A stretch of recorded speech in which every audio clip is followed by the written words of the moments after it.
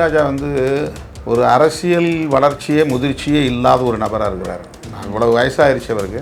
ரொம்ப கீழ்த்தரமாக பேசுகிறது, கோர்ட்டா மயிரான்னு பேசுகிறது, வாய்க்கு வந்தபடி பேசுகிறது, யாரை வேணாலும் அவன் பேசுகிறது, என்னை யாருங்க ஒன்றும் பண்ண முடியாதுங்கிற அளவுக்கு வந்து ஒரு இருமாப்பு. இந்த திமுக கட்சியை விட திமுக கூட்டணி கட்சியில் இருக்க திருமாவளவன் அவர்களுக்கு என்ன கோவம் பாஜக மேலே? திமுகவே பேச மாட்டேது, விசிகா ஏன் பேசுன்ற ஒரு கேள்வி வருது இல்லை சார்?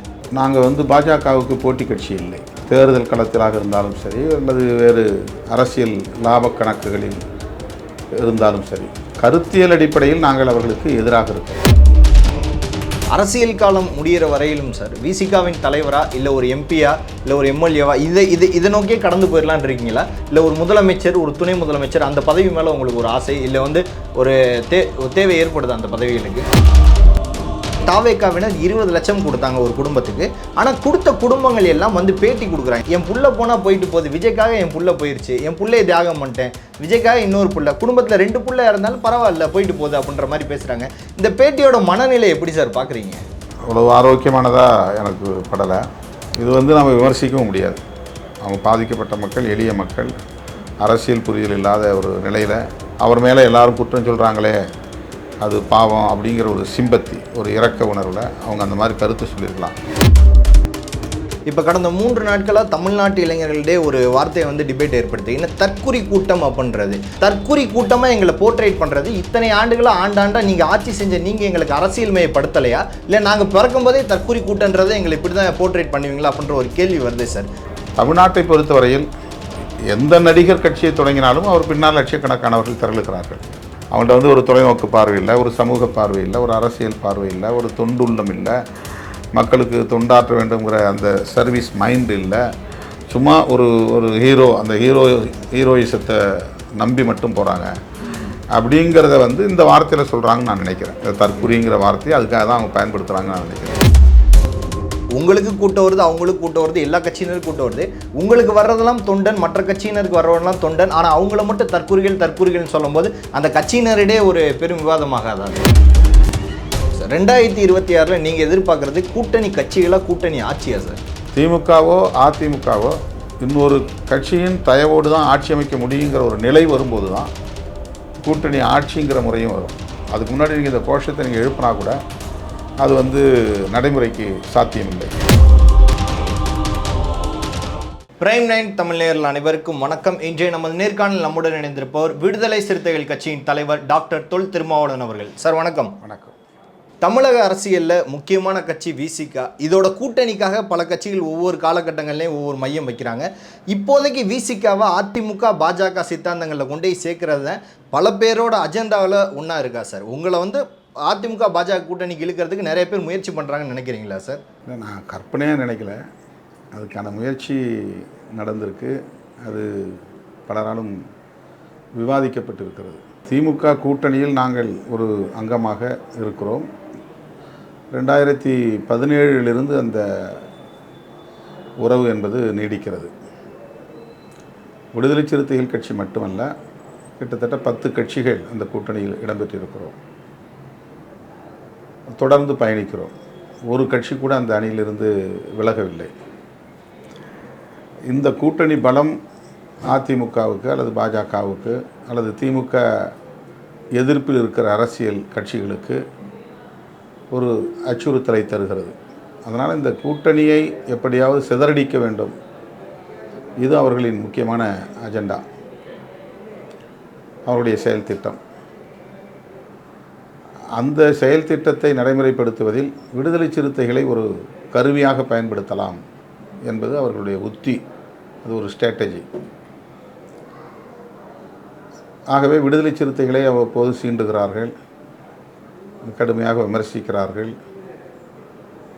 திமுகவுக்கு முட்டு கொடுக்கிற ஒரு கட்சி திமுகவின் தலித் பிரிவாக அது இயங்குகிறது என்றெல்லாம் ஆத்திரமூட்டும் நோக்கில் விமர்சிக்கிறார்கள். ஆக அவருடைய நோக்கம் விடுதலை சிறுத்தைகள் கட்சியை திமுகவுக்கு எதிராக நிறுத்துவது அல்லது திமுகவை விடுதலை சிறுத்தைகளுக்கு எதிராக நிறுத்துவது. அதன் மூலம் இந்த கூட்டணியில் ஒரு விரிசலை, உடைசலை ஏற்படுத்தி சிதறடிப்பது. இதுதான் அவர்களின் நோக்கமாக இருக்கிறது. வெறும் தேர்தல் லாபம் என்பதை மட்டுமே கவனத்தில் கொண்டு நாங்கள் அரசியல் செய்தால் கூடுதல் தொகுதிகள் கிடைக்கும் அணியை நோக்கி நாங்கள் நகரலாம். ஆனால் அப்படி நாங்கள் சிந்திக்கவில்லை. பாரதிய ஜனதா கட்சி வட இந்திய மாநிலங்களில் எத்தகைய அரசியலை செய்கிறது என்பது அனைவரும் அறிந்த ஒன்று. சிறுபான்மை சமூகத்தினருக்கு, குறிப்பாக முஸ்லீம்களுக்கு எதிரான வெறுப்பு அரசியலை மிகப்பெரிய ஆயுதமாக அவர்கள் கையில் வைத்திருக்கிறார்கள். அப்படிப்பட்ட ஒரு மதவாத வெறுப்பு அரசியலை கையில் ஏந்தி இருக்கிற பாஜக தமிழ்நாட்டுக்குள்ளே வலிமை பெற்றுவிடக்கூடாது என்பதில் நாங்கள் கவனமாக இருக்கிறோம். அந்த நிலைப்பாட்டில் நாங்கள் உறுதியாக இருப்பதால் திமுக கூட்டணியிலும் நாங்கள் உறுதியாக இருக்கிறோம். அவ்வளவுதான். ஆனால் நாங்கள் திமுகவுக்கு ஒரு துணைநிலை அமைப்பை போல செயல்படுகிறோம் என்று திரும்ப திரும்ப விமர்சித்து கொண்டிருக்கிறார்கள். அவர்கள் விரும்பியதைப் போல் நாங்கள் வெளியேறி இருந்தால் அல்லது அவர்கள் விரும்பியதைப் போல் அதிமுக கூட்டணிக்கு போக முடிவெடுத்திருந்தால் இந்த விமர்சனங்கள் இருக்காது. ஏன்னா பாஜக சித்தாந்தங்களுக்கு நேர் எதிரான கட்சி தான் திமுக. அதோட சித்தாந்தங்கள் திமுக கட்சியை விட திமுக கூட்டணி கட்சியில் இருக்க திருமாவளவன் அவர்களுக்கு என்ன கோவம் பாஜக மேலே? திமுகவே பேச மாட்டேது, விசிகா ஏன் பேசுன்ற ஒரு கேள்வி வருது இல்லை சார்? நாங்கள் பாஜகவுக்கு போட்டி கட்சி இல்லை. தேர்தல் களத்திலாக இருந்தாலும் சரி அல்லது வேறு அரசியல் லாப கணக்குகளில் இருந்தாலும் சரி, கருத்தியல் அடிப்படையில் நாங்கள் அவர்களுக்கு எதிராக இருக்கிறோம். திமுகவும் கருத்தியல் களத்திலே எதிரியாக செயல்படுகிறார்கள். இடதுசாரிகளும் கருத்தியல் களத்திலே பாஜகவுக்கு எதிராக இருக்கிறார்கள். காங்கிரஸ் கட்சி தேர்தல் களத்திலும் எதிராக இருக்கிறார்கள், கருத்தியல் களத்திலும் எதிராக இருக்கிறார்கள். அந்த வரிசையில் நாங்களும் இருக்கிறோம். அவ்வளவுதான். தமிழ்நாட்டை பொறுத்தவரையில் நேரடியாக அவர்களால் திமுகவையோ பிற கட்சிகளையோ விமர்சித்து ஆத்திரமூட்டி விட முடியாது. வளர்ந்து வரக்கூடிய ஒரு கட்சி விடுதலை சிறுத்தைகள் கட்சி. இந்த கட்சியை விமர்சிப்பதன் மூலம் விடுதலை சிறுத்தைகள் ஆத்திரப்படுவார்கள். அதன் மூலம் கூட்டணிக்குள்ளே ஒரு குழப்பத்தை உருவாக்கலாம் என்பது அவர்களின் நோக்கம். நாங்கள் பாஜகவை எதிராக பார்ப்பதற்கு ஒரே காரணம்தான், அவர்கள் சாதி ஒழிப்பு அரசியலுக்கு உடன்பாடானவர்கள் இல்லை, அம்பேத்கருடைய கருத்தியலை ஏற்றுக்கொண்டவர்கள் இல்லை, பெரியாரை ஏற்றுக்கொண்டவர்கள் இல்லை, மார்க்ஸை ஏற்றுக்கொண்டவர்கள் இல்லை. அதனால் அவர்களோடு எங்களால் இணக்கமாக இருக்க முடியாது. நாங்கள் உள்வாங்கியிருக்கிற அரசியலுக்கும் அவர்கள் உள்வாங்கியிருக்கிற அரசியலுக்கும் மிகப்பெரிய இடைவெளி இருக்கிறது. நேர் எதிர் முரண்கள் இருக்கின்றன. ஆக எங்களால் அவர்களோடு கொள்கை அடிப்படையிலே ஒரு புள்ளியில் கூட இணைய முடியாத ஒரு சூழல் இருக்கிறது. நாங்கள் தேசிய அளவிலே பெரிய கட்சியாக இல்லாமல் இருக்கலாம், தேர்தல் களத்திலும் பாஜகவுக்கு போட்டி கட்சியாக இல்லாமல் இருக்கலாம். ஆனால் கருத்தியல் என்று வருகிற போது பாஜக விசிக என்று இங்கே ஒரு அரசியல் விவாதங்கள் நடைபெறக்கூடிய அளவுக்கு அல்லது மோதல் நடைபெறக்கூடிய அளவுக்கு கருத்தியல் மோதல் விடுதலை சிறுத்தைகள் கட்சி ஒரு வலுவாக இருக்கிறது, ஒரு வலுவான சக்தியாக இருக்கிறது என்று தான் அதற்கு பொருள். இப்போ கடந்த 3 நாட்களாக தமிழ்நாட்டு இளைஞர்களிடையே ஒரு வார்த்தையை டிபேட் ஏற்படுத்தி என்ன தற்குறி கூட்டம் அப்படின்றது. இப்போ உங்கள் கட்சியினரை சேர்ந்தவர்களே இல்லை ஆளூர் ஷானவாஸ் அவர்கள் கட்சியை சார்ந்தவர்கள் தாவேகா அவர்களை பார்த்து தற்குறி கூட்டம் அப்படின்ற பல இடங்களில் டிபேட்டில் பேசியிருக்கிறாங்க. அங்கேருந்து இளைஞர்கள் கேட்ட கேள்வி தான், தற்குறி கூட்டமாக எங்களை போர்ட்ரேட் பண்ணுறது, இத்தனை ஆண்டுகளாக ஆண்டாண்டா நீங்கள் ஆட்சி செஞ்ச நீங்கள் எங்களுக்கு அரசியல் மையப்படுத்தலையா, இல்லை நாங்கள் பிறக்கும்போதே தற்குறி கூட்டன்றதை எங்களை இப்படி தான் போர்ட்ரேட் பண்ணுவீங்களா அப்படின்ற ஒரு கேள்வி வருது சார். பல டிபேட்டில் இந்த கேள்வி வருது. தற்குறி கூட்டன்றது நீங்கள் அரசியலமைப்பு சரியாக அந்த மாணவர்களுக்கு அரசியலமைப்பு படுத்தலையா, இல்லை இந்த மாணவர்களே இப்படி தான் இருக்கிறாங்கன்றதை போர்ட்ரேட் பண்ணுறீங்களா? 100% எல்லாரையும் நம்ம அரசியல்படுத்தி விட முடியாது. இப்போ விடுதலை சிறுத்தைகள் கட்சிக்குள்ளே வர்றவங்கள தான் நம்ம அரசியல்படுத்த முடியும். கட்சிக்கு வெளியே நிற்கிறவங்க நம்ம பேச்சை கேட்கவோ போராட்டங்களில் பங்கேற்கவோ எழுத்துக்களை படிக்கவோ வாய்ப்பு இருந்தால் அவர்கள் அரசியல்படுத்தப்பட வாய்ப்பு இருக்கிறது. ஆனால் அவர்கள் எங்களிடமிருந்து அந்நியப்பட்டு நிற்கிற போது, வெளியே நிற்கிற போது அவர்களை எப்படி அரசியல்படுத்த முடியும்? தமிழ்நாட்டை பொறுத்தவரையில் எந்த நடிகர் கட்சியை தொடங்கினாலும் அவர் பின்னால் லட்சக்கணக்கானவர்கள் திரளுகிறார்கள். ஒவ்வொரு காலகட்டத்திலும் அது நிகழ்ந்திருக்கிறது. அவர்கள் எந்த அளவுக்கு அரசியலில் சாதித்தார்கள் என்பது வேறு.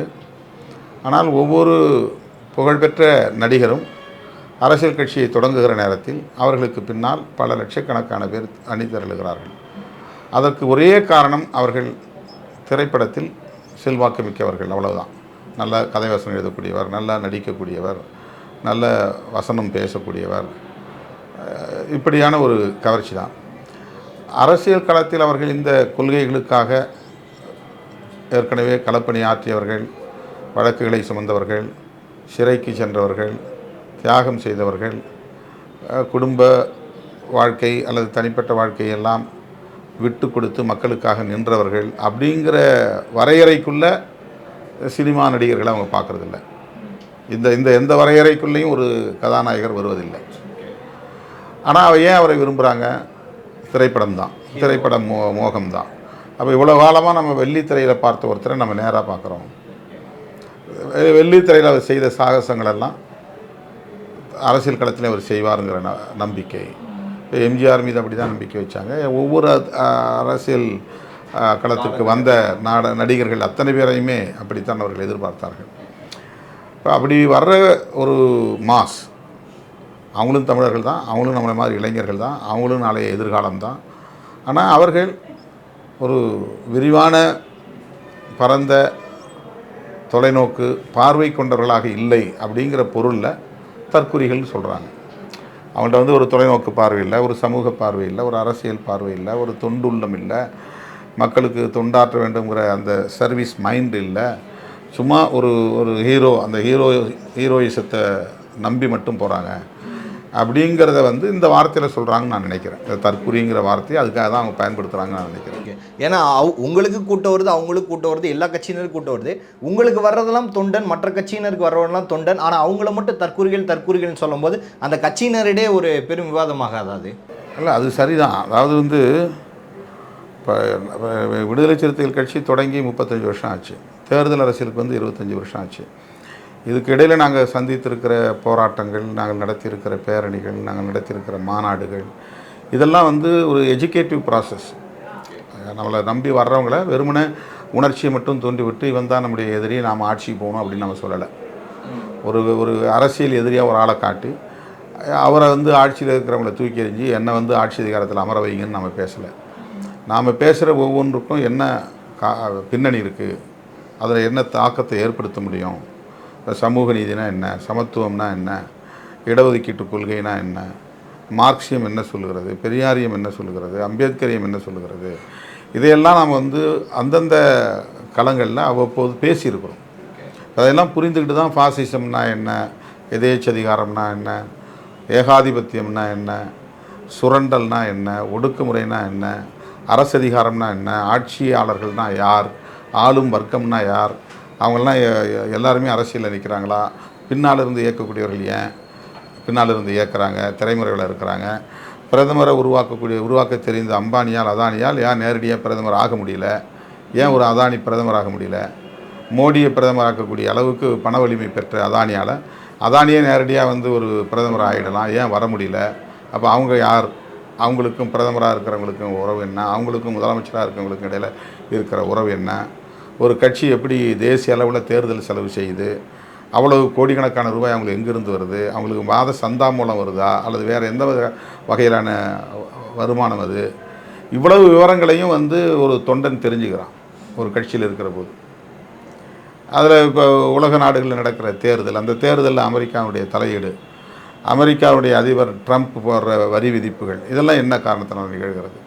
இப்போ இதையெல்லாம் நம்ம விரிவாக விவாதிக்கும் போது பேசும்போது அவன் ஒரு கட்சியை உள்வாங்கி கொண்டு, அந்த தலைமையை உள்வாங்கி கொண்டு அந்த அடிப்படையில் தொண்டு செய்ய களமிறங்குவதால் அவனை தொண்டன்கிறோம். இப்போ அவர்கிட்ட எங்கள் தலைவர் இந்த படத்தில் நடித்தார், அந்த படத்தில் நடித்தார், அதில் இப்படி இருந்தார், இதில் இப்படி இருந்தார், அதனால் அவர் அடுத்த தடவை முதலமைச்சராக வரணும் அப்படிங்கிற லெவலில் மட்டும்தான் அவங்க ஒரு புரிதல் உள்ளவர்களாக இருக்கிறாங்க. இப்போ இந்த வேறுபாடு இருக்குல்ல, இந்த வேறுபாட்டுக்காக தான் அவங்க அப்படி சொல்கிறாங்க. 2026 நீங்கள் எதிர்பார்க்குறது கூட்டணி கட்சிகளாக, கூட்டணி ஆட்சியா சார்? இல்லை, கூட்டணி கட்சிகளுங்கிறது ரொம்ப காலமாக கூட்டணிங்கிற முறைங்க இருந்துக்கிட்டே இருக்குது. கூட்டணி முறைங்கிறது நீண்ட காலமாக தமிழ்நாட்டுக்குள்ளே இருக்குது. ரொம்ப காலத்துக்கு முன்னால் தனித்தனி கட்சிலாம் நின்னாங்க. ஆனால் 2வது 3வது 4வது பொது தேர்தலிருந்தே கூட்டணி அமைச்சு ஆட்சி பிடிக்கிற முறை. இப்போ அண்ணா கூட்டணி அமைச்சு தான் ஆட்சி பிடித்தார். அப்போ ராஜாஜியே வந்து கொள்கை எதிரியாக இருந்தாலும் அவர் ஒரு கட்சி காங்கிரஸ்லேருந்து வெளியேறி அவர் உருவாக்கினார். ராஜாஜியோட சேர்ந்து தேர்தலை சந்தித்தார் அண்ணா, ஆட்சியை கைப்பற்றினாங்க. 1977 ஜனதா டெல்லியில் உருவாச்சு. இன்ன வரலும் அங்கே கூட்டணி ஆட்சி முறை தான், கூட்டணி கட்சிகள் சேர்ந்து தேர்தலை சந்திக்கிற முறை இருக்குது. ஆனால் அவங்க 77லேருந்தே கூட்டணி ஆட்சிங்கிற ஒரு பொது ஒப்பந்தத்தின் அடிப்படையில் தான் கட்சிகள்லாம் ஒன்றா சேர்ந்தாங்க. அவங்க வெவ்வேறு மாநில கட்சிகள்லாம் ஒன்றா சேர்ந்ததுனால ஆட்சியில் பங்குங்கிறது தவிர்க்க முடியாதாக மாறிச்சு. இப்போ நாம் ஒரு மாநிலத்துக்குள்ளே இருக்கிற கட்சிகள், வெவ்வேறு மாநில கட்சிகள் இல்லை, ஒரு மாநிலத்துக்குள்ளே இருக்கிற கட்சிகள். இப்போ நாம் வந்து ஒன்றா சேர்றோன்னா வெறும் சீட் ஷேரிங்கோட நம்ம வந்து முடிஞ்சிருது. பவர் ஷேரிங்கிறது இது வரலும் இங்கே ஒரு பெரிய விஷயமா இல்லை. இதை வந்து முதல்ல டிபேட்டுக்கு கொண்டு வந்தது விடுதலை சிறுத்தைகள் கட்சி தான். 2016 நாங்கள் வந்து தமிழகத்தில் கூட்டணி ஆட்சி அப்படிங்கிற தலைப்பிலே ஒரு செமினார் நடத்தினோம். அதில் பல கட்சி தலைவர்களை அழைச்சி கூட்டம் போட்டோம், பேச வச்சோம். இப்போ அந்த அந்த அந்த கருத்துங்கிறது இப்போ வந்து பேசுபடு பொருளாக அங்கே மாறி இருக்குது. ஆனால் அந்த சூழல் இன்னும் கணியலை. இப்போ 2 கட்சியில் ஒரு கட்சி தான் ஆள முடியும் அப்படின்னு ஒரு 50 வருஷமாக அங்கே அரசியல் பண்ணிகிட்ருக்குறாங்க. 1967 இது வரையிலும் 72 கணக்கு வச்சுக்கலாம். எம்ஜிஆர் வந்த பிறகு அவர் சந்தித்த முதல் தேர்தல் 77 இப்போ இந்த தேதி வரையிலும் திமுக அதிமுக என்று மாறி மாறி, ஆனால் திமுகவுக்கும் ஒரு கூட்டணி இருக்கும், அதிமுகவும் ஒரு கூட்டணி இருக்கும். இப்போ இந்த கட்சிகள் எல்லாம் வந்து கூட்டணி ஆட்சிங்கிற ஒரு கருத்தை இதுவரையும் முன்வைக்கலை. அப்போ முதல் முறையாக நாங்கள் வந்து விடுதலை சிறுத்தைகள் இந்த கருத்தை முன் வச்சுக்கிறோம். திமுகவோ அதிமுகவோ இன்னொரு கட்சியின் தயவோடு தான் ஆட்சி அமைக்க முடியுங்கிற ஒரு நிலை வரும்போது தான் கூட்டணி ஆட்சிங்கிற முறையும் வரும். அதுக்கு முன்னாடி நீங்கள் இந்த கோஷத்தை நீங்கள் எழுப்பினா கூட அது வந்து நடைமுறைக்கு சாத்தியமில்லை. அப்போ திமுக கூட்டணி கட்சிகளின் தயவோடு ஆட்சி அமைக்கிற அளவுக்கு தான் இடங்களை வெற்றி பெற்றிருக்கிறது. இப்போ கூட்டணி கட்சிகளுக்கு ஓரளவுக்கு சமமான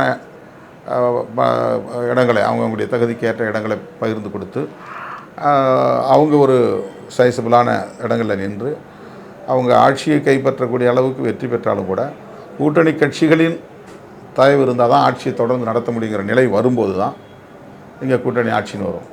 அப்போ இந்த தேர்தலில் அந்த மாதிரியான ஒரு சூழல் கணியலுங்கிறது என்னுடைய கருத்து. அரசியல் காலம் முடிகிற வரையிலும் சார் விசிகாவின் தலைவரா இல்லை ஒரு எம்பியா இல்லை ஒரு எம்எல்ஏவா இதை நோக்கியே கடந்து போயிடலான் இருக்கீங்களா? இல்லை ஒரு முதலமைச்சர், ஒரு துணை முதலமைச்சர் அந்த பதவி மேலே உங்களுக்கு ஒரு ஆசை இல்லை வந்து ஒரு தேவை ஏற்படுது அந்த பதவிகளுக்கு? அது முதலமைச்சர் அப்படிங்கிற ஒரு நாற்காலியை இலக்காக வச்சு நம்ம அரசியல் பண்ணலை. சாதாரண மக்களை அமைப்பாக்கணும், அவங்கள எல்லாத்தையும் அரசியல்படுத்தணும், அவங்களும் அதிகாரத்தை நோக்கி களத்துக்கு வரணும், அதிகாரத்தை நுகரணும், அதிகாரத்தை நுகரக்கூடிய வேட்கையை பெறணும் அப்படிங்கிறது தான் எங்களுடைய டார்கெட்.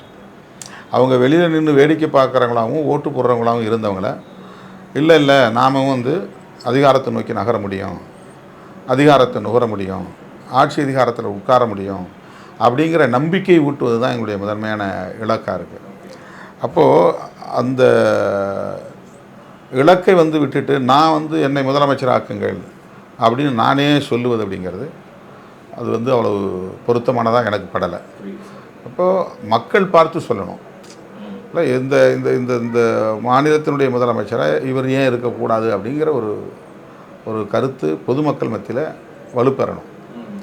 அது எந்த பதவியாக இருந்தாலும் மக்கள் வந்து நம்முடைய டெடிகேஷன், அர்ப்பணிப்பு, நம்முடைய தொண்டு, நம்முடைய உண்மையான உழைப்பு இதெல்லாம் அவங்க கவனிச்சுட்டு இருக்காங்க, உற்று நோக்கி கொண்டு இருக்கிறார்கள். இப்போ இதிலிருந்து அவங்க ஒரு முடிவுக்கு வருவாங்க. அந்த அளவுக்கு நாம் வந்து டெடிக்கேட்டடாக, அதாவது அர்ப்பணிப்போட வேலை செய்யணுங்கிறது தான் நம்முடைய இலக்காக இருக்கணும். அப்படி அந்த மாதிரி மக்களுக்கு தொண்டுள்ளத்தோடு நம்ம பணியாற்றினோம்னா மக்கள் நம்ம ஏற்றுக்கொள்வார்கள், அங்கீகரிப்பார்கள் அப்படிங்கிற ஒரு புரிதல் எனக்கு இருக்குது. நானாக வந்து முன் வந்து என்னை நீங்கள் முதலமைச்சர் ஆக்குங்க, நான் வந்து இதை செய்கிறேன் அதை செய்கிறேன் அப்படின்னு சொல்கிறதுல எனக்கு ஒரு பெரிய உடன்பாடு இல்லை. கரூர் அசம்பாவிதத்துக்கு குடும்பத்துக்கு நீங்கள் வந்து 50,000 கொடுத்தீங்க சார். குடும்பத்துக்கு 50,000, பாதிக்கப்பட்ட குடும்பத்துக்கு 50,000 கொடுத்தீங்க. அந்த நிகழ்ச்சி அத்தோடு முடிஞ்சு. ஆனால் நேற்று முன்தினம் வந்து தாவேக்காவினர் 20 லட்சம் கொடுத்தாங்க ஒரு குடும்பத்துக்கு. ஆனால் கொடுத்த குடும்பங்கள் எல்லாம் வந்து பேட்டி கொடுக்குறாங்க. இப்போ நீங்கள் கொடுத்தீங்க, வாங்கினாங்க, போனாங்க. அந்த குடும்பங்கள் எல்லாம் பேட்டி கொடுக்குறாங்க. அந்த பேட்டியின் போது என் புள்ள போனால் போயிட்டு போகுது, விஜய்க்காக என் புள்ள போயிடுச்சு, என் புள்ளையை தியாகம் பண்ணிட்டேன், விஜய்க்காக இன்னொரு புள்ள, குடும்பத்தில் 2 புள்ள இருந்தாலும் பரவாயில்ல போயிட்டு போகுது அப்படின்ற மாதிரி பேசுகிறாங்க. இந்த பேட்டியோட மனநிலை எப்படி சார் பார்க்குறீங்க? இல்லை எல்லாரும் அப்படி சொன்னாங்கன்னு சொல்ல முடியாது. 1-2 பேர் அப்படி சொல்லியிருக்கலாம். அது வந்து அவ்வளோ ஆரோக்கியமானதாக எனக்கு படலை. இது வந்து நம்ம விமர்சிக்கவும் முடியாது. அவங்க பாதிக்கப்பட்ட மக்கள், எளிய மக்கள், அரசியல் புரிதல் இல்லாத ஒரு நிலையில் அந்த தலைமை மீது கொண்டு இருக்கிற பற்றுதலின் அடிப்படையில் அவர் மேலே எல்லாரும் குற்றம் சொல்கிறாங்களே, அது பாவம் அப்படிங்கிற ஒரு சிம்பத்தி, ஒரு இரக்க உணர்வில் அவங்க அந்த மாதிரி கருத்து சொல்லியிருக்கலாம். அவங்களுக்கு ஒரு உள்நோக்கம் இருக்குது அப்படின்னு நம்ம வந்து கற்பிக்க முடியாது. அந்த மக்கள் மேலே நம்ம வந்து ஒரு குற்றம் சாட்டி கருத்து சொல்ல நான் விரும்பலை. அடங்க மறுப்போம், அத்து மீறுவோம், திமிரி எழுவோம், திருப்பி அடிப்போம் அப்படிங்கிற அந்த முழக்கம். ராஜா வந்து ஒரு அரசியல் வளர்ச்சியே முதிர்ச்சியே இல்லாத ஒரு நபராக இருக்கிறார். அவ்வளவு வயசாகிடுச்சு அவருக்கு. ரொம்ப கீழ்த்தரமாக பேசுகிறது, கோர்ட்டா மயிரான்னு பேசுகிறது, வாய்க்கு வந்தபடி பேசுகிறது, யாரை வேணாலும் அவன் பேசுகிறது, என்னை யாருங்க ஒன்றும் பண்ண முடியாதுங்கிற அளவுக்கு வந்து ஒரு இருமாப்பு இந்த